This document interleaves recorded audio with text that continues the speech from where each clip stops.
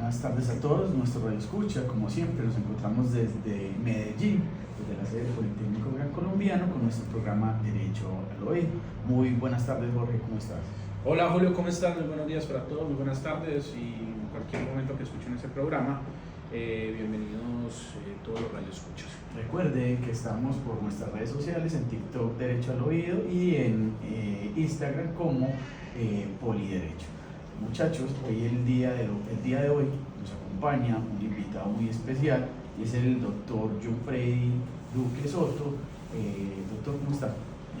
Muy buenas tardes para todos, agradeciéndoles a ustedes, compañeros, de esta amable invitación el día de hoy. Y trajimos, o nos acompaña el doctor especialista en laboral, experto en el área laboral, porque vamos a hablar de la nueva reforma que fue impulsada por el gobierno del cambio, la ley 2466 de 2025, que es la reforma laboral. Y quién más que una persona experta en esta área para que nos agote todas las dudas que tenemos de esta área en especial. Y esta reforma, muchachos, trajo varias implicaciones. Uno, nos reformó el contrato a término indefinido, la jornada laboral y los recargos que tienen los empleados, además la protección e inclusión de derechos de los trabajadores y modalidades de contratación.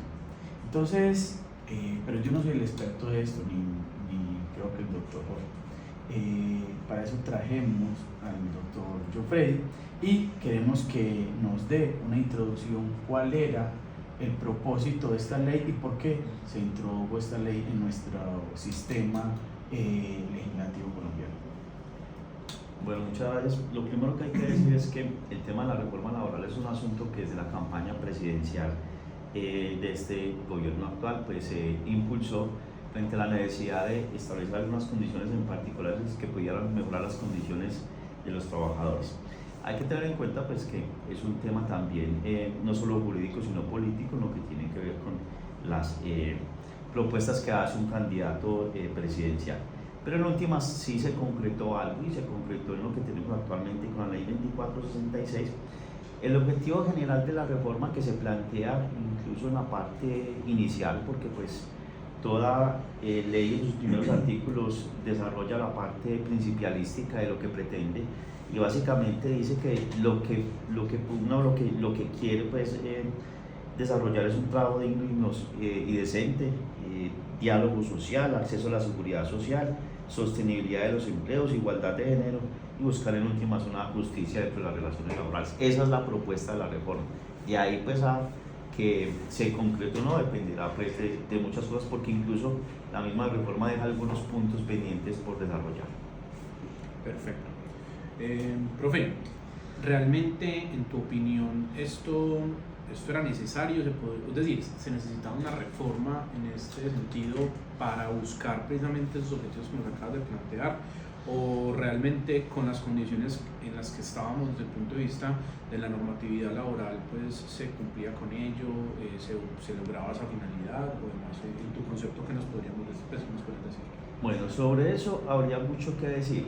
Yo considero pues inicialmente, para tratar de ser lo más concreto posible, en el derecho laboral me parece que la reforma es importante en el sentido de que deja claras muchas cosas dentro de nuestro sistema legislado. Sin embargo, muchos de los aspectos que hay en la reforma incluso ya se estaban aplicando por vía jurisprudencial y eso es algo que yo hago énfasis constantemente, y es que nosotros tenemos un código sustantivo de trabajo que es un código que no es reciente, ya tiene muchos años el código, que ha tenido varias reformas, pero el derecho laboral en particular tiene mucho desarrollo jurisprudencial, incluso tiene una complejidad también para quien ejerce el derecho laboral, que pues para mí no es suficiente el código sustantivo de trabajo, sino que habría que entrar a revisar el desarrollo jurisprudencial que tiene para muchos de los alegatos y reclamaciones que se hacen en el derecho laboral. Entonces, ese desarrollo implica que como una de las fuentes del derecho pues, que tenemos en Colombia es precisamente la jurisprudencia, entonces con eso podría ser suficiente para regular muchos de los actos laborales. Sin embargo, sí me parece que la reforma deja claros muchos puntos interesantes que más adelante pues aquí en esta sesión seguramente vamos a tratar, y creo que pues dentro de mi opinión general creo que sirve la reforma. Está claro pues que es buena para los trabajadores, con opiniones un poco ya más encontradas y restrictivas desde la posición de los empleadores. Pero ¿cómo así que es buena para los trabajadores? ¿Esta reforma es pro trabajador o pro empleador? Es pro trabajador, sí, pues la verdad es que yo considero que el gremio de los empresarios no debe estar tan contento con la reforma en lo que implica pues el costo y las protecciones especiales, porque el tema de otorgar beneficios a los trabajadores ni siquiera es el costo financiero de algunos cambios, como el reducir la jornada laboral o incrementar el pago del trabajo suplementario, o que se incremente incluso el tema del pago del valor de la hora de trabajo, sino que hay unas protecciones en especial que también pueden ser restrictivas para los empleadores y que pueden generar algunos costos adicionales dentro de ese sistema al interior de las empresas. Por ejemplo, los trabajadores con protección especial, la necesidad de realizar adecuaciones para algunos trabajadores con discapacidad, la necesidad de proteger especial o de manera especial a las personas con identidad de género, la necesidad de proteger de manera especial a las personas víctimas de violencia. La reforma incluye algunos puntos en particular, y para eso las empresas tienen que desarrollar toda la infraestructura, entre ellos capacitación y demás. Entonces, por eso es un tema más restrictivo para los empleadores. En general, es una reforma pro trabajador. John, si tuviéramos que hacer, digámoslo así, como una relación de temas puntuales que la reforma abarca o toca o reforma o modifica o crea, ¿cuáles serían estos? Pues los más publicitados son los que afectan directamente el bolsillo de los trabajadores. Es decir, son los que tienen más publicidad, que es el incremento del trabajo suplementario, del recargo del trabajo suplementario o del trabajo dominical, pues para ser más concretamente, que pasa del 75% al 100%, el pago del recargo nocturno, que ya no va a ser desde las 9 de la noche, sino desde las 7 de la noche, entonces son 2 horitas adicionales de incremento del pago en el recargo nocturno. La disminución de la jornada laboral, en este momento estamos en 44 horas, pero para el próximo año, a partir del mes de julio, va a quedar en 42 horas. Eso implica que si se reduce la jornada laboral, aumenta el valor de la hora. ¿Ya no venía en camino antes de la reforma, la reducción de la jornada laboral? Sí, así es. Venía en camino con la ley 2101 del 2021, venía en camino la reducción de la jornada laboral a 42 horas. Incluso si uno consulta hoy el Código Sustantivo de Trabajo, ya parece que la jornada laboral en Colombia es de 42 horas. Sí. Con la reducción gradual me parece algo muy sensato, porque se disminuye el impacto, es como una caída suave frente al costo para el empresario, y lo que hace la reforma laboral es ratificar eso.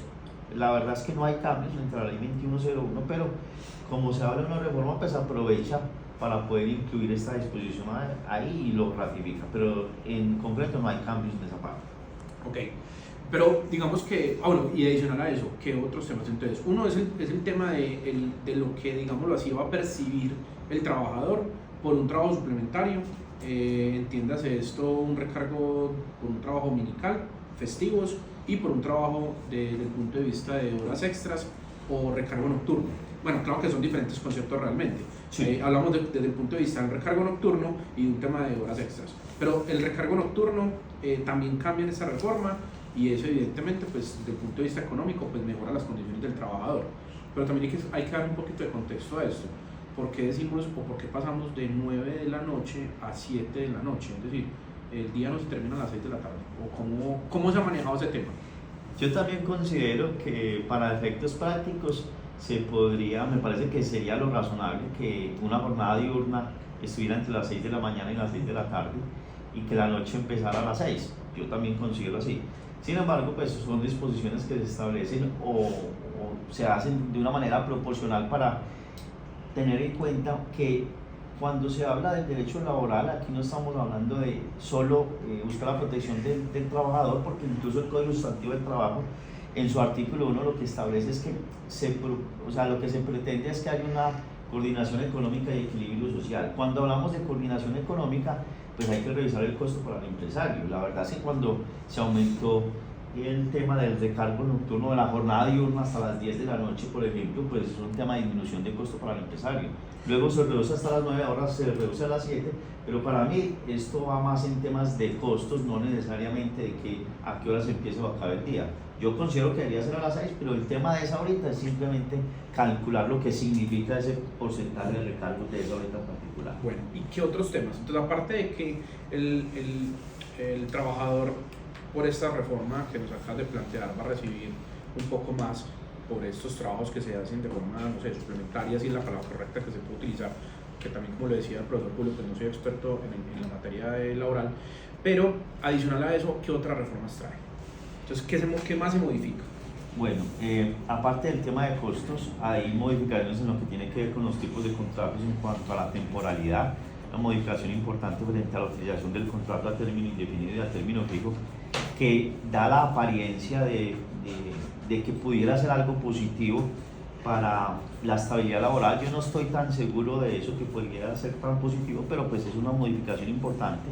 Hay una modificación importante en lo que tiene que ver con los procesos disciplinarios, eso me parece también que es relevante. Hay algunos puntos en lo que tiene que ver con las licencias o permisos que se le puede otorgar a los trabajadores. Y hay algo que me parece que es muy relevante, el tema de la formalización parcial, si se podría decir así de alguna manera, de los trabajadores de las plataformas de reparto. Yo creo que es uno de los puntos importantes que trae la reforma laboral y con lo que siento que puede dar complejidad después en su implementación en estos días. Perfecto. Bueno, entre otras cosas, porque la verdad pues... sí, es más amplia estoy realmente. haciendo pues un resumen de algunos. No, pero está bien porque puntos digamos que el ejercicio es precisamente eso, como que establezcamos cuáles son los puntos como más importantes y digamos como vertebrales desde el punto de vista de la reforma, precisamente como para que los desarrollemos. Entonces, profe John, ya nos habías dado digamos como una luz respecto a esos cambios que se dieron desde el punto de vista económico con el trabajo suplementario. Entonces pasamos de una hora dominical o festivo del 75 al 100%. Sí, del 75 al 100% para el recargo. El recargo, es decir, ¿cómo se liquida eso? Bueno, digamos como que seamos un poco más, no sé, gráficos, si se puede, en cómo se liquida eso, como para que lo entendamos todos. Vale. Mire, en temas laborales a los trabajadores mensualmente se le pagan 30 días de trabajo independientemente de los días que tenga el mes. O sea, al año son 360 días. Entonces los meses laborales se calculan por 30 días. Los trabajadores trabajan 6 días a la semana, de lunes a sábado, pues es la jornada ordinaria, sin querer decir que no pueda haber otros acuerdos de horarios. Y el descanso dominical, pues tiene derecho al descanso dominical por haber trabajado esos 6 días a la semana, que es remunerado también, o sea, se remuneran 30 días, a pesar de que se puedan trabajar entre 22, 24, 25 días. Lo que ocurre es que como el día dominical y los festivos hay que incluir también, porque la reforma, si bien habla del día de descanso remunerado, se entiende, cuando se habla de dominical, se entiende que también se incluyen los festivos. Si el trabajador tiene que trabajar ese día que ya le es cancelado o les pagaban su nómina, pues tiene un recargo adicional, y ese recargo adicional no solo hay que pagarle el día, sino el recargo actualmente del 75%, o veníamos antes de la reforma, pasa al 100%, pero de manera gradual. Me parece también importante que sea de manera global para que el impacto no sea tan duro al principio.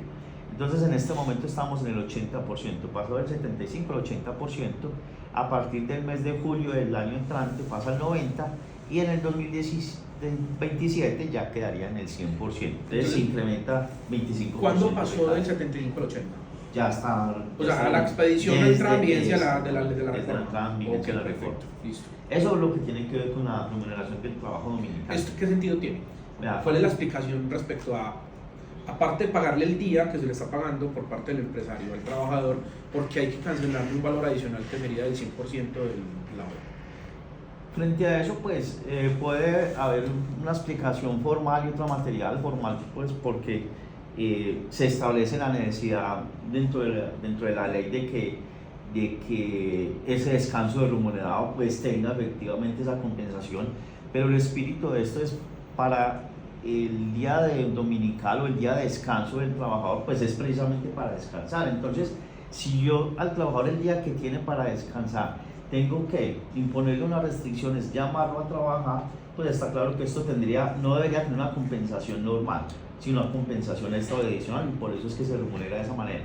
Pero eso también tiene un problema, y es para las empresas o para los sectores donde ese día de descanso, que para un trabajador de otro tipo de sectores como el de nosotros y demás, puede hacer descanso. Hay algunas empresas, sobre todo el sector turismo o el sector de entretenimiento, que son días obligados de trabajo. Entonces, por ejemplo, ese 25% adicional para esos sectores se vuelve mucho más representativo, porque es que ya ni siquiera es un trabajo ocasional, sino que para ellos es un trabajo rutinario. Entonces, ese sector se puede ver más golpeado por ese tema en particular. Y es que se aumenta casi el doble la carga que tiene que asumir un empresario con una persona que esté trabajando los domingos. Pero me queda una duda con lo que acabas de decir. Personas que trabajan de lunes a lunes sin descanso, y que los descansos son en semana. El día de descanso, si lo llaman a laboral, hay que pagárselo doble. Sí, en ese sentido sí, hay que tener en cuenta que hay algo que se llama la jornada laboral flexible, que es una posibilidad también que se tiene para algunos trabajadores de que se cambie el día de descanso dominical por cualquier día de la semana. Entonces puede ver, en esos sectores en especial, eso puede aminorar un poquito el impacto de establecer una jornada laboral flexible, donde se diga que, por ejemplo, el trabajo va a ser de jueves a domingo, por ejemplo, de jueves a lunes, no sé, y que los días de descanso se pacten un martes o un miércoles, que serían los días, por ejemplo, los días más fríos en ese tipo de sectores, y es válido. Si eso ocurre así, entonces ya el día domingo no sería un día de descanso obligatorio, sino que pasaría a ser el día martes o miércoles, y si tiene que trabajar uno de esos días, se pagaría con el recargo. Yo creo que eso lo aplica para domingos o días feriados o festivos. Y otra pregunta, mi negocio es Total, una discoteca que funciona en la noche. A los empleados de esa empresa, de esta discoteca, que solo abre en la noche, a partir de las 12 de la noche hasta las 5 de la mañana, les tengo que pagar también con incremento toda la jornada laboral. Sí, claro, ¿no? Y así tendría que ser, porque está claro que son unas condiciones difíciles. Incluso dentro de la reforma laboral se establece que debe haber unos criterios objetivos para determinar la remuneración del trabajador. Dentro de esos criterios objetivos se establecen algunas condiciones del trabajo. Entonces no es lo mismo un trabajo diurno que un trabajo nocturno. El trabajo nocturno está claro que implica un mayor esfuerzo del trabajador, y por eso es lógico que tenga que ser remunerado con un recargo. Perfecto. Pasamos a otro tema, tipos de contrato que existen. Pero espérate, Julio, que nos queda una partecita desde el punto de vista de la remuneración económica. Entonces, hablamos de los trabajos dominicales y festivos, pero también entonces está el tema de las horas extras. Las horas extras, ¿cómo fue el cambio? Bueno, las horas extras, ¿qué cambio tiene importante? Nosotros veníamos de una jornada laboral de 48 horas a la semana. Vamos a pasar a una jornada de 42 horas. En este momento estamos en 44 porque estamos en esa transición. Pero a partir de julio del próximo año quedamos en 42. Un trabajador solo puede trabajar 12 horas extras a la semana. O sea que antes teníamos 48 más 12, estaríamos en 60 semanas. Ahora quedaríamos en 42 más 12, quedaríamos en solo 54 horas a la semana, en lo que tiene que ver incluyendo el trabajo suplementario. Eso me parece bien, pues, porque implica que los trabajadores pues van a tener mayor tiempo de descanso. Pero el costo de la hora extra se va a incrementar, y eso sería un beneficio para los trabajadores, porque antes, ¿qué era lo que hacíamos? Dentro de esos 30 días de trabajo al mes, cada día, para poder establecer el valor de la hora, se dividía entre 8 para poder establecer cuánto haría la hora. Ahora ya no son 8 horas al día en promedio, ya en este momento estamos como en 7.33. El factor entonces se disminuye, y así eso implica que el valor de la hora extra se incrementa. Entonces, un trabajador hoy puede ganar el mismo salario trabajando menos horas, pero si ese trabajador hoy tiene que trabajar trabajo suplementario, sí se le va a incrementar el valor de la hora extra. Entonces eso va a tener un efecto positivo para el trabajador, pero insisto, pero es costoso igual para la empresa. Al valor dentro de la jornada laboral de 7 horas.3, la hora adicional. Me hago entender, mi hora del laboral me la pagan a 10.000 pesos. Si trabajo después de la jornada laboral de 7 horas y media, me pagan el mismo valor de 10.000 pesos, me pagan 15.000 o 17.000, no sé cómo. Claro, el valor de la hora extra no solo tiene el valor de la hora más un incremento. Entonces la hora extra sí se paga con un recargo adicional del 25%, si es un día pues festivo. Entonces claro que tiene un incremento, porque al ser el valor de la hora mayor hoy en día con los cálculos, pues todo trabajo suplementario con ese incremento proporcionalmente se va a aumentar. Entonces sí, claro que para los trabajadores que tienen ese trabajo suplementario les sirve. Pero esto va a tener un impacto muy fuerte para los empresarios. Sí, es que, bueno, también ahí el tema es, uno lo debe pensar sobre todo pues, para las empresas que tienen pues una buena cantidad de trabajadores y adicional a eso pues, buena cantidad de trabajadores que perciban pues un salario como, no sé, digamos un salario mínimo o más del salario mínimo, pues incorpora digamos un incremento importante para las empresas. Ojo, no estoy diciendo que las empresas no puedan pagarlo, pero pues realmente uno sí entendería que asumen un costo adicional como tú lo planteas al principio. Hay sectores más golpeados. Para mi trabajo, por ejemplo, puede ser que no sea tan relevante, puede ser que yo me pueda ganar lo mismo trabajando 48 horas o trabajando 42 y podría ser incluso igual de productivo. Algunos trabajos de oficina seguramente no tendrán tanto impacto, pero hay sectores y por eso siempre es que hay que determinar quiénes se golpea más. Por ejemplo, el sector de la salud y el sector de la vigilancia es un tema complejo porque yo a ellos no les puedo reducir las horas. O sea, yo no puedo decir que voy a tener un servicio de vigilancia, por ejemplo, 24 horas y ahora lo voy a tener solo 22. ¿Qué pasa con esas 2 horas? Lo mismo en el sector de salud, un servicio de urgencia de 24 horas yo no lo puedo reducir. Entonces, esos sectores se ven más golpeados porque los trabajadores no se les puede disminuir la jornada, entonces va a tener un trabajo suplementario mucho mayor. Y nosotros quedamos clases después de las 7 de la noche. Tenemos incremento. Pues eso no nos aplica en la reforma porque yo creo que nosotros tenemos una ley especial para los docentes. No creo. Pues no sé, no soy experto. No me quiero meter en camisa de 11 varas. No, ese tema de los cálculos del valor de la hora, lo que tiene que ver con la docencia, es un tema concertado y seguramente ese valor de incremento se tendrá en cuenta y pues hay que tener en cuenta que nosotros firmamos contrato en el mes de enero. Esta reforma está aplicando a partir del 25 de junio con su implementación gradual en algunos puntos. Entonces esperemos que va a pasar para el próximo año, cómo se puede manejar ese tema. Es un tema álgido porque algunos trabajamos hasta muy tarde en la noche. Bueno, vamos a cambiar de... Ya la parte económica está lista, ¿cierto? ¿O habría algo más que decir respecto a ese punto?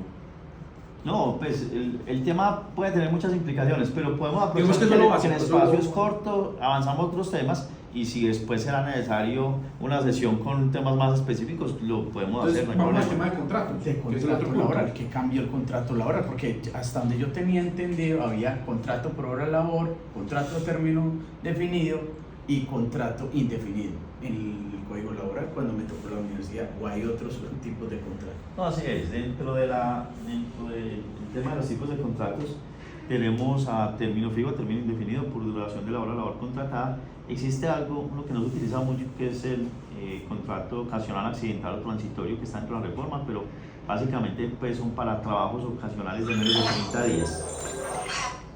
Pero ¿qué cambio tiene? O sea, no cambian los tipos de contratos, siguen igual. Lo que procuró la reforma es que se prime el contrato a término indefinido sobre cualquier otro tipo de contrato. ¿Qué ocurre ahí? Pareciera ser que, o algunos consideran, yo insisto, para mí no es tan así, que el contrato a término indefinido pudiera ser más estable. Hay que tener en cuenta que dentro de los principios del derecho laboral, que establecen desde el artículo 53 constitucional, la estabilidad en el empleo es uno de los principios importantes ahí dentro del desarrollo del derecho laboral. Entonces, el que prime el contrato de término indefinido, lo que se espera es que brinde mayor estabilidad a los trabajadores, porque muchos consideran que el contrato a término fijo no es tan estable. Entonces, lo que ocurre ahora es que el cambio importante ahí es que el contrato a término fijo no puede superar los 4 años. Luego de los 4 años el contrato pasa a ser a término indefinido.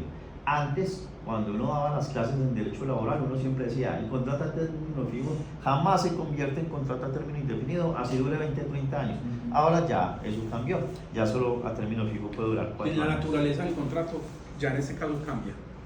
Pues anteriormente era un contrato a término fijo y terminaba y moría como término fijo. Ya ahora no, ya ahora es un contrato a término fijo, pero muere obviamente con el paso del tiempo en el que tú acabas de mencionar como contrato a término indefinido. Pero entonces, eso quiere decir que no puede haber prórroga del contrato a término definido. La reforma, no entiendo, porque es que yo pues tenía entendido, uno terminaba el contrato laboral, liquidaban y volvía a recabar otro. ¿O qué es lo que pasó con la reforma?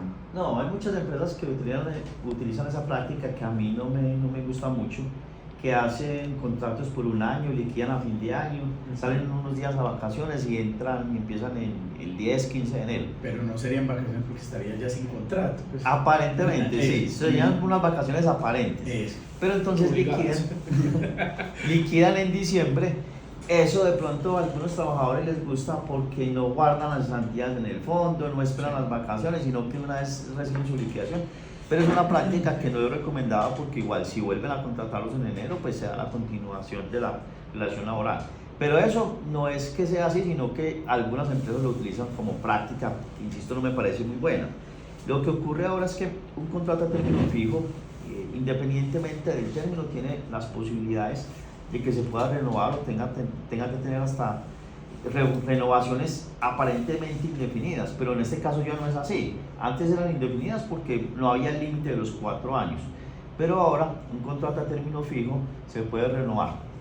Las primeras 3 renovaciones al mismo tiempo del contrato inicial, podría ser 2 meses, 3 meses, 6 meses. La cuarta renovación tiene que ser mínimo 1 año. Pero dentro de este transcurrir de las renovaciones, cuando llegue a los 4 años de vigencia del contrato, ya pasa a ser a término indefinido. Pero entonces ahí, John, hay un quiebre entre comillas que se le puede hacer a esa norma, pues por lo que estás diciendo. Él es abogado empresario. Y es precisamente lo que estás mencionando. Entonces, yo contrato a término fijo, liquido el contrato, vuelvo y celebro un contrato a término fijo, liquido el contrato, pero entonces nunca voy a tener ese tipo de renovaciones. Pues técnicamente hablando, realmente ese contrato no se está renovando.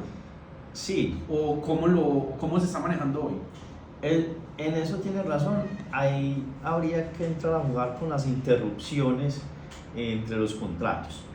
Porque si las interrupciones son interrupciones largas, yo diría que de más de un mes, podría uno decir que simplemente se hizo un contrato, se terminó y que por alguna situación en particular pues volvió el trabajador a contratarse al transcurso de los 2 meses. Entonces empezaría a contar esos 4 años. Pero si es un trabajador con una interrupción corta, esa interrupción corta sería peligrosa para el empresario entender que suspende el contrato laboral, porque la interrupción corta se entendería como la intención de hacerle el quite precisamente a lo que pretende la ley, que es procurar, insisto, la estabilidad. Entonces una interrupción de menos de un mes no se tomaría en la práctica. Digamos que sí es una interrupción, pero si hay una reclamación del trabajador en particular, seguramente dentro del derecho laboral la protección especial que tienen los trabajadores implicaría que le puedan dar la razón en que en la realidad no hubo esa interrupción. Pero eso implica, John, que tengamos que llevar esa situación a un escenario judicial. Sí, para que sea reconocido ante un juez de la República y que reconozca que realmente lo que hubo allí es una continuidad en contratos y que por lo tanto lo que debe aplicar entonces es la norma que estás diciendo, que ya se convertirá en un contrato a término indefinido. Exactamente, o sea, aquí no habría una aplicación directa o de pleno derecho de algunas situaciones en particular, porque esas prácticas que se establecen en el mundo empresarial, que a veces buscan es como flexibilizar de alguna manera esas restricciones que tienen los empresarios frente a la norma laboral, esas prácticas en muchos casos sí hay que llevarlas a un escenario judicial. Habrá unas que serán más relevantes, otras que pensaría uno no vale la pena que lleguen a un escenario judicial, dependerá pues de cada caso, y sobre todo, por ejemplo, si haya algunos trabajadores con protección especial, pues seguramente eso sí valdrá la pena, pero no en todos los casos. Y te digo otra cosa, John, que me parece de pronto un poco más importante o que digamos tiene más injerencia en la relación laboral, y es si esa práctica se vuelve una práctica común, ¿cierto? Como se utilizó, no sé, en algún momento la forma de desviar todo el tema de las prestaciones sociales y cargas laborales a través del contrato de prestación de servicios. O sea, Vale. algo, digámoslo, como asociando un poco eso, pues lo que pasó, lo que está pasando versus esta situación puntual. No, incluso hay unos asuntos de esos que se vuelven tan comunes que la gente cree que es así. La gente cree que la ley lo permite o que es así, que se vuelven muy comunes. Eso pasa mucho. Incluso hay trabajadores que hasta ni tienen problema con eso porque creen que es así. Pero pues Cuando uno asesora a una empresa en asuntos laborales y que vienen con estas prácticas que no son tan recomendables, ya lo que establece uno ahí es entrar a medir el nivel de riesgo que puede tener ese como en tipo de todo, prácticas. la verdad. John, tengo una pregunta. Ustedes tocan un tema que es como muy fácil para ustedes, pero yo de esto no entiendo nada. ¿El contrato a término definido no tiene estabilidad laboral? ¿O qué es la estabilidad laboral? Bueno, dentro de los niveles de estabilidad laboral, yo procuro como para poder darme a entender con este tema que podría haber 4 niveles de estabilidad laboral. En la práctica en Colombia son solo 2, pero yo siempre lo explico de la siguiente manera: nosotros podríamos tener una estabilidad laboral nula, relativa, reforzada o absoluta. Los extremos los eliminamos. ¿Por qué los eliminamos? Porque una estabilidad laboral nula implicaría que un trabajador puede terminar los contratos de trabajo un empleador podría terminar los contratos de trabajo sin ninguna restricción. Decirle hasta hoy trabaja, le pago su liquidación y no asumo ninguna carga, pero eso no hay porque tenemos un principio de estabilidad laboral dentro de nuestro derecho constitucional colombiano. Y la estabilidad absoluta pues tampoco, porque implicaría que yo no podría despedir a un trabajador bajo ninguna causa, bajo ningún motivo. De pronto hace algunos años hubo algún rezago, alguna estabilidad absoluta, pero en este momento no lo hay. Entonces tenemos 2, que es la relativa y la reforzada. La relativa es la que tienen todos los trabajadores, o sea, todos tienen un nivel de estabilidad. ¿Cuál es el nivel relativo? Que si el empleador termina el contrato sin justa causa, tiene que asumir una carga, y la carga es la indemnización. Por eso, cuando un empleador va a terminar un contrato de trabajo, pues se mide un poquito más, porque mira a ver cuánto le cuesta a ese trabajador para saber si se lo termina o no se lo termina. Y la estabilidad reforzada, que tienen algunos trabajadores con protección especial, de los diferentes fueros de estabilidad laboral reforzada. Dentro de las relativas que se entra a revisar el tema de los tipos de contrato, si es indefinido o si es a término fijo. Porque el contrato a término fijo da una apariencia de que no es estable. Porque el contrato a término fijo, si el empleador pasa el preaviso con un mes de anticipación para terminar el contrato, se termina el contrato y no tiene que pagar ninguna indemnización. Por eso tiene la apariencia de que no es estable. Pero a mí me parece que se convierte en un contrato estable cuando ya las renovaciones son a un año. Porque si yo estoy a un mes de renovar, paso el preaviso y no pago indemnización. Pero si se me acabó de renovar, entonces si se me acabó de renovar, el costo para el empresario es de un año. Cuando pasan a ser de un año, se vuelve estable por lo menos por ese año. Entonces, es decir, la indemnización por el despido se convierte en el pague de los salarios que va a dejar de percibir el trabajador por el despido anticipado. Exactamente, a término fijo, ese sería el tema de que sea estable o inestable. En los contratos a término indefinido, como no tiene una duración determinada, entonces se convierte en estable cuando el trabajador va ganando antigüedad. Pero si es un trabajador que no es antiguo, para mí no tiene mucha estabilidad. Porque si yo tengo un trabajador de menos de un año a término indefinido, yo le puedo decir hasta hoy trabaja y le pago un mes de indemnización, son 30 días de salario por el primer año. Es preferible para un empresario que tenga contratos a término indefinido porque se libera de dar explicaciones, de hacer procesos disciplinarios y demás, sino que si por algún motivo el trabajador no le gustó, le paga un mesecito de salario, que me parece que no es tan costoso cuando el trabajador... Si fuera a término fijo, ¿cómo lo liquido? Digamos a un año y me aburrí con él los 3 meses. Si fuera a término fijo y de entrada le hice un contrato a un año, tengo que pagarle todo el tiempo que falte para terminar el contrato. Entonces no me parece que ese a término fijo en ese sentido sea tan inestable. Pero si es a términos cortos, contrato a términos fijos de 2 o 3 meses, pues ya ahí sí entraría a jugar con el término de la estabilidad. Pero John, ¿qué tipos de contratos existen desde el punto de vista laboral en Colombia? Entonces tenemos contrato a término fijo, contrato a término indefinido, contrato por obra o labor, ¿entiendo? Sí. Y contrato ocasional. Pero pues ese es de poco uso, además que ese sí no tiene restricciones. Los otros son los que... Pero son los que son el 4 profesor. entonces. Y se me fue Bueno, una cosa y hay uno quinto, ¿Cuál? ¿Cuál? el contrato de aprendizaje, a partir de ahora. Claro, obviamente, sí señor. Ese es otro cambio importante. Eso del es otro programa. cambio importante, sí. Pero ese sí es un programa aparte. Sí, literal. sí, Pero es un tema aparte. tengo una pregunta que es que esto laboral me surge muchas inquietudes, parece una consulta personal. Yo llamo a doña Marta que vaya los sábados a mi casa y me colabore con el aseo. No le hago contrato ni a término fijo, ni indefinido, ni nada, y no sé si es una prestación de servicios. Y creo que esa reforma laboral quiso proteger a estas personas, porque yo le pago 80.000 pesos, Sí. porque me plancha, me lava los baños, me hace de todo y me desatrasa el oficio de la semana. Esta persona, y hay que pagarle seguridad social, ¿ese qué tipo de contrato es? ¿O la reforma incluyó a estas personas o las dejó todavía por fuera? Las incluyó y me parece un aspecto muy importante de la reforma. De entrada hay que decir pues, que no es un contrato de prestación de servicios, salvo que yo contrate con una empresa dedicada a prestar servicios de aseo, que es diferente contratar con una empresa a contratar con una persona natural que vaya y me haga el aseo en la casa. El tema de prestación de servicios busca que se restrinja al máximo porque muchas veces se usa para disfrazar verdaderas relaciones laborales. Incluso yo pues la percepción que tengo de este gobierno es que se ha intentado, se ha procurado que se restrinja el contrato de prestación de servicios para que prime el contrato laboral, que está claro que tiene muchas mayores garantías.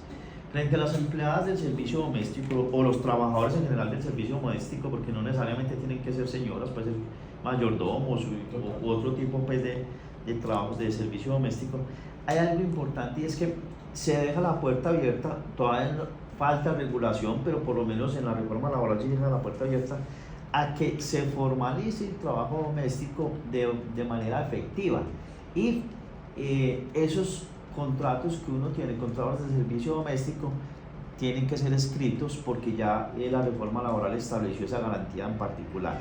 Lo que quiero decir con esto es que uno muchas veces considera que la persona que va y le ayuda un día a la semana pues simplemente le paga el día allá y que con eso pues está liberado, pero resulta que eso es una verdadera relación laboral, porque uno de los aspectos importantes para determinar si hay una prestación de servicio o no es también la cualificación del trabajador.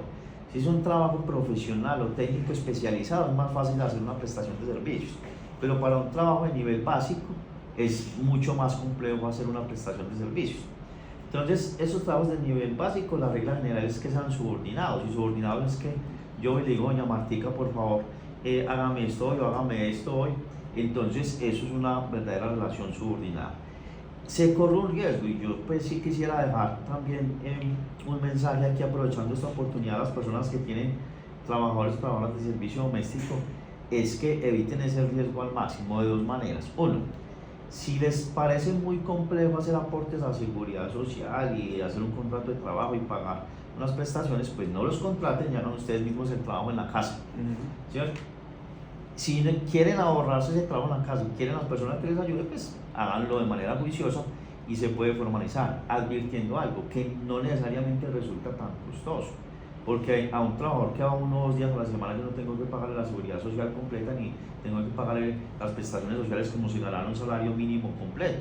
Eso se hace de manera proporcional. La seguridad social da la posibilidad de que se pase el aportes por semanas, que no resulta tan costoso, y en la reforma laboral se establece de manera muy precisa esa posibilidad para trabajadores de servicio doméstico y abre una puerta adicional para empresas familiares, pequeñas empresas de menos de 10 trabajadores que busquen la posibilidad de formalizarse sin tener que asumir un costo tan alto, o sea, hacer aportes a la seguridad social, así sea de manera proporcional por semanas, que sería 1, 2 o 3 semanas. John, yo tengo una pregunta, pues, y como que siempre me lo he preguntado, y es, ¿por qué en Colombia y por qué somos tan reacios, y hablo pues desde el punto de vista del legislativo, en crear otro tipo de contrato laboral que puede ser el contrato laboral por horas, como lo existe en otros países? Voy a poner un ejemplo, Estados Unidos. La gente va a trabajar un número de horas al día, se le cancelan esas horas y listo, eso fue lo que trabajó. ¿Por qué somos tan reacios a crear ese tipo de contratos o de reglamentarlo? ¿Es viable, no es viable? ¿Cómo lo ves? Bueno, yo lo que considero es que en Colombia se puede hacer contratos por horas, Okay. O sea, no hay restricción a hacerlo. Contratos se pueden hacer por un día al mes, Que sería ocasional, ¿o no? Ejemplo, la señora que va solo un día al mes, eso es un contrato. Un contrato por días o contrato de tiempo parcial también se puede hacer. Por ejemplo, los que tienen contratos de medio tiempo son contratos de tiempo parcial. Y contratos por horas uno puede hacer. El tema ahí, o la restricción importante, es que esos contratos por horas que de pronto el ingreso es menor o es mínimo, el tema de los aportes a seguridad social y el tema de las prestaciones es lo que a veces de pronto limita a muchos a hacer esos contratos, pero en la práctica contratos por hora se pueden hacer sin ningún problema. Siento que el mayor costo es en los aportes a la seguridad social, porque el aporte a seguridad social para el trabajador por días tiene que ser por lo menos una semana al mes. Entonces, si yo no alcanzo a que las horas den para esa semana, proporcionalmente se podría volver un poquito más costoso. Pero eso también considero que tiene otras implicaciones frente al mercado laboral. Nosotros pues tenemos altos niveles de informalidad. Creo pues que en Colombia todavía el tema de derecho laboral está muy precarizado. Entonces, lo que siento que la limitante que hay para que eso se haga por horas de una manera de pronto más liberal, por decirlo de alguna manera, sí, es que otorgar un mayor grado de protección a los trabajadores. No podemos pues medirnos con otros países mucho más desarrollados, que de pronto las personas puedan tener el trabajo, más trabajos, varios trabajos, o trabajar por horas o lo que quieran, y no les interese tanto entrar a determinar que si tengo 3 trabajos todos me tengan que hacer aportes a seguridad social y demás. Siento que aquí es una protección especial, pero por el nivel de precarización que hay en el derecho laboral. Si tuviéramos de pronto mayores niveles de educación, más industrialización, menores tasas de desempleo, que podría ser más fácil que aplicar de pronto una medida de trabajo por horas. Bueno, yo creo que hay un tema que me parece bien importante, y es, aparte de ya lo que hemos tratado, el proceso disciplinario. Me parece que esto, desde el punto de vista de los empresarios, es un tema que se cometen demasiados errores, podríamos decirlo así. No se llevan a cabo los despidos cuando se trata de un despido con justa causa a través de un proceso disciplinario como, pues digámoslo así, la lógica jurídica nos podría llevar, ¿cierto? Yo creo que esta reforma también como que abarca un poco eso y trata como de estandarizar a través de esos principios de defensa, debido proceso, pues un tema probatorio, digamos que si se lleva a cabo un debido proceso o un proceso disciplinario se lleve como conforme a esos principios. No sé si nos puedes explicar un poco la reforma que nos trae respecto a eso. Sí, bueno, el mensaje que se podría dar aquí en este sentido es que hay que ser muy juiciosos con el proceso disciplinario. Eso sí pues está claro. Nosotros pues hemos tenido sentencias relevantes en derecho laboral donde se ha desarrollado el artículo 115 del Código Sustantivo del Trabajo, pero el tema del proceso, si bien ya ha tenido o tiene en este momento una protección especial, ya lo que aprovecha la reforma es para incluirlo dentro del Código Sustantivo del Trabajo, estableciendo unas condiciones especiales que, si bien ya las traíamos por vía jurisprudencial, ahora aquí ya quedan asentadas en la ley, y es el tema de que al trabajador pues hay que notificar la apertura del proceso disciplinario, hay que trasladarle todas las pruebas que se tengan, hay que calificar esas conductas como faltas disciplinarias, establecer cuál sería la sanción que puede acarrear esas faltas o esas conductas. Hay que ser muchos más juiciosos. Tiene 2 elementos o 2 cambios importantes. Uno, que hay que trasladarle o iniciar el proceso disciplinario y llamarlo, por ejemplo, una diligencia de descargos con 5 días de anticipación. Eso no me gusta, la verdad no me gusta, porque siento que son muchos días y eso depende de la falta. O sea, sí, claro, un empleado que me optó lo tengo que dar 5 días después de haberle notificado. Sí, Julio, y eso es lo que yo pienso que a mí me parece complejo. Veámoslo desde este punto de vista, porque uno también tiene que ser práctico en este sentido. Es una reforma buena para los trabajadores, pero es que el empresario también se encarta a veces con ciertas disposiciones. Si un trabajador comete una falta leve, que yo sé que no es una falta que pueda dar para una terminación del contrato, pero que amerite alguna sanción, un llamado de atención, una suspensión, pues yo no tengo problema en llamarlo para 5 o 6 días después. No tengo problema porque sé que no va a terminar el contrato.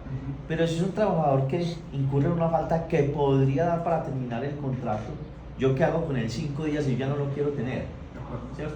Entonces esa parte de hacer el proceso disciplinario con tanto tiempo me preocupa, a pesar de que hay que dejar claro, no siempre es obligatorio el proceso disciplinario cuando se establece si es una sanción o no sanción que se le va a aplicar. Si es una terminación con justa causa, por una causa establecida en la ley, podría no darse el proceso disciplinario como está ahí, sino acogerse a la decisión jurisprudencial que establece que yo tengo que darle la oportunidad al trabajador de que se defienda, de que manifieste sus justificaciones para conservar su honor y dignidad sin necesidad de hacer el proceso disciplinario.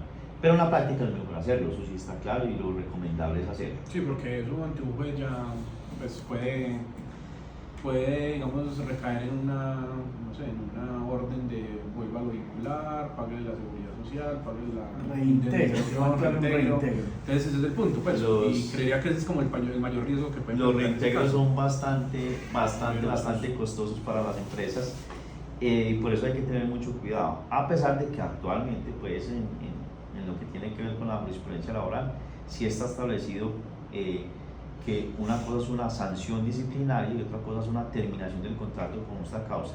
Sin embargo, yo siento que uno tampoco se puede confiar en eso. No se puede confiar porque podría darse una decisión jurisprudencial en el futuro cercano que diga que no, que así sea la terminación del contrato con justa causa o así haya una aparente justa causa, siempre habrá que hacer el proceso disciplinario para poder darle esas garantías a los trabajadores. Me parece que está bien que los trabajadores tengan esas garantías, pero también siento que a veces hay restricciones complejas. Y la otra es que los trabajadores tienen derecho a impugnar las sanciones disciplinarias. Entonces, si es una sanción, insisto, que esté establecida dentro de los reglamentos internos de trabajo y que el trabajador uno sepa que va a seguir, pues que impugne y se hace el proceso y demás, y se tomará la decisión. Pero si es una causal, si dentro del proceso disciplinario se determina que se configura una causal para terminar el contrato de trabajo y que tenga la oportunidad de impugnar, ahí sí se vuelve más complejo. Insisto, será más complejo para los trabajadores de faltas más graves que la empresa ya no los quiere tener. De resto, pues en últimas, lo que te está diciendo, pues pienso yo, y es mi concepto, lo que te está diciendo la norma ahí es despídalo sin justa causa, indemnícelo y líbrese de ese chicharrón. Pero, pues, es mi concepto, ¿cierto? Porque es lo mismo que tú estás diciendo. Yo no quiero tener un trabajador durante 5 días mientras que hago el proceso disciplinario, ¿cierto? Pues no va a salir de él. ¿Cómo salgo de él? A través de la despido sin justa causa con indemnización. No. Sí, no, pero puede ser muy costoso pues, en algunos casos. Yo la verdad aún hago terminaciones de contratos de trabajo con justa causa sin proceso disciplinario. Considero que es válido hacerlo, advirtiendo esto, porque obviamente tenemos una responsabilidad aquí nosotros pública como docentes también, sí, y bajo estos medios de que la información sea muy precisa, y entonces por eso aclaro, puedo hacer terminaciones de contratos de trabajo con justa causa sin proceso disciplinario, pero es indispensable siempre en esos casos darle la oportunidad al trabajador de que se defienda, de que pueda entrar a justificarse, porque yo no puedo presumir nada. Hay faltas que son muy relevantes y muy disidentes y uno dice, pero es que tengo los videos o yo mismo lo vi, pero siempre hay que darle al trabajador esa oportunidad. Les pongo un caso muy sencillo. Una vez unos trabajadores en una empresa se pusieron a pelear y tuvieron una pelea, pues no fue tan grave, pero se fueron a los golpes y a los 2 trabajadores les terminaron el contrato de trabajo por agresiones mutuas. Sin embargo, a mí me parece que pudo haber sido una decisión razonable en principio, pero cuando vamos a revisar las justificaciones de cada trabajador, entonces uno de los trabajadores de tez morena dice, es que él entró alicorado, me dijo negro bruto y empezó a decirme cosas referentes a mi condición, pues a mi piel, a mi color de piel, y yo me ofusqué y por eso peleé con él. Entonces no es lo mismo el que se sintió de esa manera agredido, que reaccionó frente a su dignidad frente al otro que simplemente fue alicorado y dijo eso. En ese caso en particular, incluso hay una sentencia relevante de la Corte Suprema de Justicia del año 2020 que habla sobre la discriminación dentro de los entornos laborales. Ese trabajador tuvo, a pesar de que le terminaron el contrato de trabajo, en un proceso laboral la empresa tuvo que darle una indemnización interesante. O sea, despidieron a los 2, pero uno sí lo debieron haber despedido, el otro no. Bueno, no estoy de acuerdo, pero... Es un tema complejo. Es complejo, en eso hay Sí, que sí, tener sí, mucho es que cuidado. Es muy Total, difícil sí. desde el punto de vista que lo miramos. No, venga, para que terminemos. Creo que en la introducción usted dijo algo que se nos está acabando el tiempo y es muy corto. Hay otra reforma que reformó, aparte del Código Sustantivo de Trabajo, reformó el Código Procesal.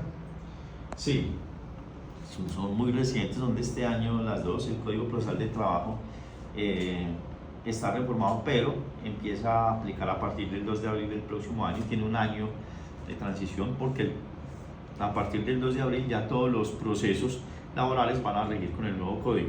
Y el actual, el que viene, pues el viejito o el actual sigue aplicando para todos los procesos que se presenten este año hasta el mes de abril. Hay unos cambios pues importantes, pero eso sí da tema para otra charla. Por encima, Interesante. cambia ¿Qué le mucho el pareció proceso. a nuestro practicante? Hay muchas cosas, vamos a hablar de eso, pero sí cambia el proceso. Hay un cambio muy importante entre varios, es que en el proceso laboral actual tenemos procesos de única instancia que tienen un proceso expedito, incluso me parecen interesantes porque son procesos en que se contesta la demanda de manera verbal en plena audiencia, se puede reformar en plena audiencia, me parecen interesantes en ese sentido, procesos pequeños pues de hasta 20 salarios mínimos. Ya con la reforma al procedimiento laboral, la cuantía la mínima pasa a ser de 20 a 40 salarios mínimos y ya no va a haber procesos de única instancia, ya todos los procesos laborales van a tener la garantía fundamental de la doble instancia. Pero esa única instancia no es una revisión siempre del tribunal. Solamente va a revisión cuando las pretensiones son adversas al trabajador, y me parece pues razonable porque es una protección especial. Si son adversas al trabajador, lleva a revisión a segunda, digamos una aparente segunda instancia. Pero Es una consulta, revisión. creo que es el término. Sí. Exactamente. Entonces, cuando el trabajador era el que perdía el proceso, que pues en últimas me parece razonable porque el cambio lo que hace es igual, si van a consulta, como lo dices, ese es el término preciso, si van a consulta, pues una vez dejémoslo para la doble instancia. Eso tiene un problema. Y en virtud del principio de igualdad. Sí, Válido. Obviamente entendiendo que el derecho laboral pues entiende que la parte débil es el trabajador, pero pues en últimas también estamos apuntando Pero, a que existe igualdad, ¿no? Es que eso es un tema para otro programa, pero Sí, literal. ya Sí. nos habla la doble conforma y qué más, y para los de circuito normal, ¿qué cambió? Oye, va a haber jueces laborales municipales que no había, No había. dentro de nuestra estructura de la rama judicial. Teníamos Sí, unos jueces laborales de pequeñas Y causas eso y no ahora está en la laborales 27, municipales. ¿o sí? No, esos no están. Esos son nuevos. O sea, los que están de pequeñas causas laborales hoy pasan a ser laborales municipales, pero en mi percepción tienen que crear muchos nuevos, porque el incremento en la mínima cuantía y la necesidad de que todos los procesos sean de doble instancia necesitan muchos más jueces. A mí me parece una preocupación grande en eso, porque no sé cómo van a hacer para todos los O jueces. sea como que los de están necesitando. circuito, no sé, se me ocurre, sería superior jerárquicos de los municipales. Superior funcional. Funcional, Sí, pero sí, claro. ¿Y les va a tocar revisar esos procesos los de circuito o pasar al tribunal? No, los de municipal serían la doble instancia, serían para los jueces del circuito. Yo Sí, lo bueno. que aquí veo es que, y aquí me parece, en el proceso laboral me parece importante. Esa doble instancia que tiene John es para todos los procesos, sin importar la cuantía, o sea, Sí, todos. Para todos. A mí me parece importante algo, es que Interesante. en mi posición personal, yo siento que la reforma al Código de Procedimiento Laboral le abre las puertas a que los trabajadores puedan actuar en causa propia sin necesidad de abogado. Me parece que le abre como mayor espectro, mayor posibilidades. Y entonces ahí es donde yo veo difícil el sentido de que pues una doble instancia para un proceso de 3, 4 milloncitos o de menos. Un trabajador de salario mínimo que le termine el contrato sin justa causa y que no le paguen la indemnización. ¿Cuál es? Es que, 1.423.000 es que pesos. pensemos en el proceso de moda, que es la nulidad del traspaso, eso no tiene ni siquiera una cuantía. Eso tendría doble instancia entonces. Sí, claro, todos. Ese sí tiene doble instancia, pero a mí me parece es para los casos más pequeños donde veo, pues no le vería la necesidad de una doble instancia. Claro que bueno. Que trabajen los magistrados. Bueno, John, muchas gracias. Creo muy que interesante. nos deja un tema muy abierto. Yo creo que es un abrebocas demasiado bueno para la reforma laboral. Un llamado de atención para todos los que tenemos empleados o empleadas domésticas, y muchas gracias por acompañarnos. Pero Julio, sabes que sí me parece interesante que de pronto toquemos en otro programa el tema de la reforma del proceso laboral, que sí me parece que toca diferentes aristas que de pronto para los abogados y los que están estudiando evidentemente pues no tenemos tanto contacto con la rama laboral, pues nos actualicemos a través de este programa. Muchas gracias, John, te agradezco muchísimo. Bueno, no, muchas gracias también por la invitación, y sí, seguramente habrá temas donde tengamos la oportunidad de que los podamos conversar en otro espacio. Perfecto. Un abrazo, John. Un abrazo a Otro todos. tema que Muchas sería la gracias. pensional, Sí. hay que tener en cuenta. Muchas gracias a todos por acompañarnos.